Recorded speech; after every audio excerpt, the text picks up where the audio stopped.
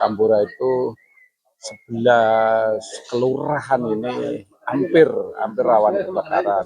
Ini kita menghimbau ini terus kita galakan supaya meminimalisir terjadinya kebakaran. Karena masyarakat itu yang harus kita galakkan ya, karena memang sebenarnya kan kebakaran itu bisa kita cegah. Tambora merupakan salah satu wilayah di Jakarta yang rawan terhadap kebakaran. Faktor utamanya karena wilayah tersebut merupakan permukiman padat penduduk yang didominasi oleh bangunan semi permanen. Terbaru, kebakaran hebat melanda wilayah Duri Utara pada Senin 21 Juli 2025. Sedikitnya lebih dari 80 rumah ludes dalam kebakaran yang melanda wilayah tersebut. Kepala Sektor Damkar Kecamatan Tambora Joko Susilo mengatakan pihaknya sebenarnya sudah melakukan berbagai upaya mitigasi untuk mencegah terjadinya kebakaran di wilayah Tambora. Pemetaan rawan kebakaran itu kan sudah kita laksanakan ya di Tambora itu 11 kelurahan ini hampir rawan kebakaran. Hanya di Rawamalaka itu yang terdiri hanya 3 RW, itu pun ada pemetaan rawan kebakaran. Joko mengakui bahwa kondisi di lapangan masih terbatas untuk ketersediaan APAR di tiap RT sebagaimana yang diinginkan oleh Pemprov DKI. Untuk itu, Damkar menggandeng warga setempat untuk dijadikan relawan pemadam kebakaran atau Redcar.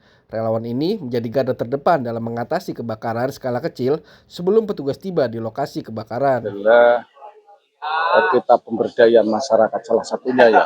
Terus keduanya kita kan mempunyai inventarisasi alat penanggulangan kebakaran di masyarakat yaitu tentang APAR. Nah, inventaris ini memang semua itu kan ada masa berlakunya termasuk APAR itu. Jadi memang itu perlu pemeliharaan secara kontinu berkelanjutan. Cuman kan penganggaran itu kan terbatas ya. Jadi untuk saat ini terakhir Bapak Gubernur yang baru ini menginstruksikan yaitu Ingup nomor 5 2025 ini tentang gerakan masyarakat mempunyai APAR atau gembar. Nah ini berarti kan didukung kembali oleh Bapak Gubernur. Nah ini memang cara pemetaan belum merata secara keseluruhan. Memang seyogyanya standarnya di setiap RT itu harus ada 2 APAR, paling enggak 2 relawan.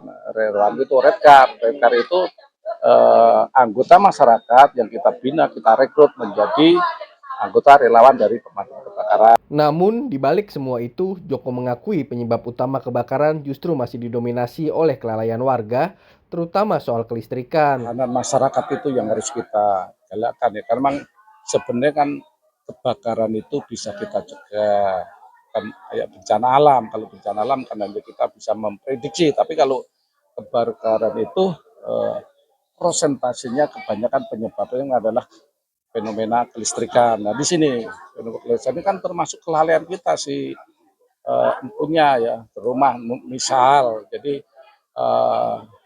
rumah-rumah udah lama itu kan perlu rewiring, pengkabelan ulang karena material yang digunakan saya yakin satu sudah umur atau barangkali bahkan ada yang tidak standar, tidak SNI.